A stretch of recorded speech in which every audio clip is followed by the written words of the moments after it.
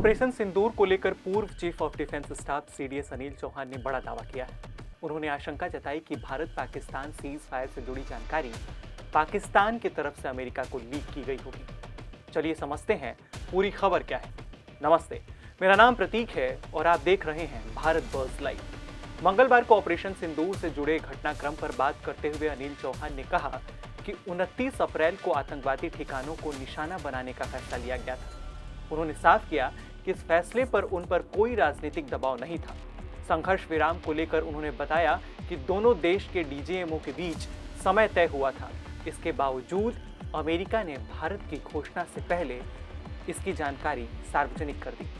अनिल चौहान ने बताया कि बातचीत के लिए समय दोनों पक्षों की उपलब्धता के आधार पर तय किया गया था। उनके अनुसार 10 मई 2025 को पाकिस्तान के DGMO major general Kashif Abdullah ने भारतीय DGMO lieutenant general Rajiv Ghai से संपर्क किया। भारतीय पक्ष ने तत्काल बातचीत के बजाय कुछ समय बाद बात करने की बात कही। करीब 3:35 पर दोनों पक्षों के बीच बातचीत हुई। इसके बाद शाम 5 बजे से जमीन, हवा और समुद्र में सैन्य कार्रवाई रोकने पर सहमति बनी। इसी घटनाक्रम के बीच ट्रंप ने सोशल मीडिया पर भारत और पाकिस्तान के बीच तत्काल और पूर्ण रूप से सीज फायर की घोषणा कर दी। पूर्व सीडीएस ने कहा कि उन्हें निश्चित तौर पर नहीं पता कि अमेरिकियों तक यह खास जानकारी कैसे पहुंची। हालांकि उन्होंने स्पष्ट किया कि यह जानकारी भारत की तरफ से लीक नहीं हुई थी। इसी आधार पर उन्होंने आशंका जताई कि बात किसी तरह दूसरी तरफ यानी पाकिस्तान की ओर से लीक हुई होगी। ये बयान ऐसे समय में आया है जब अमेरिकी राष्ट्रपति डोनाल्ड ट्रंप लगातार भारत और पाकिस्तान के बीच सीज फायर कराने का दावा करते रहे हैं। I can only talk about this particular ceasefire, what happened in the military domain. I told you that they picked up the phone at about 9:30, spoke. We chose our own time. The DGMO said he's not available till about 3 o'clock, and then 3 o'clock he said, and then we decided at 5 o'clock. So the ceasefire is decided between two DGMOs. And that's it. Means I don't see the role of anyone else. How did this particular information get leaked out to the Americans that they tweeted before we could announce this? Again, I'm really, and that's it. Means I don't see the role of anyone else.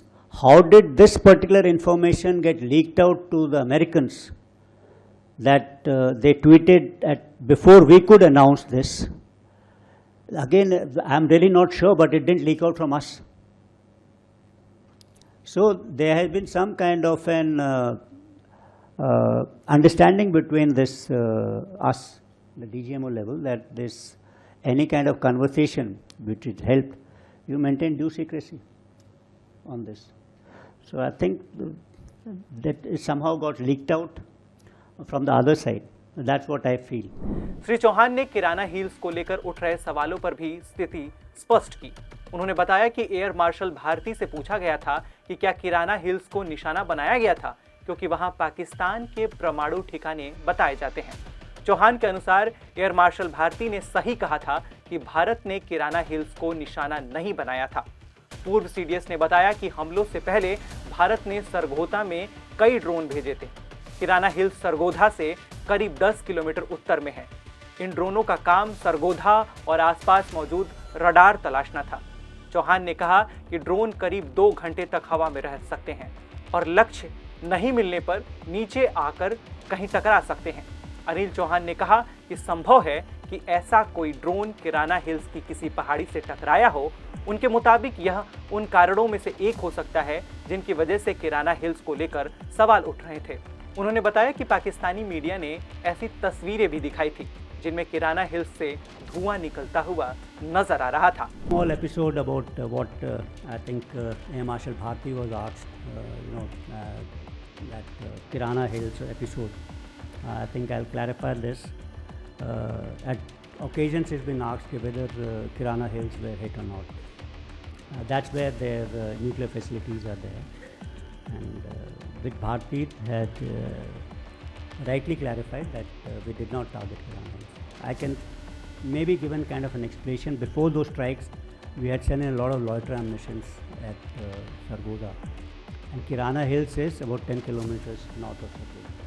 So the loiter ammunition is looking for radars which are in and around Sargodha, and it's got a lifetime, means time. It will loiter for about 2 hours, and once it doesn't find a target, then it comes down and hits somewhere. It must have come and hit one of those hills. So that could be one of the reasons as to what people ask. Yes, because the Pakistani media also showed some kind of images in which there was smoke coming out from Kirana Hills.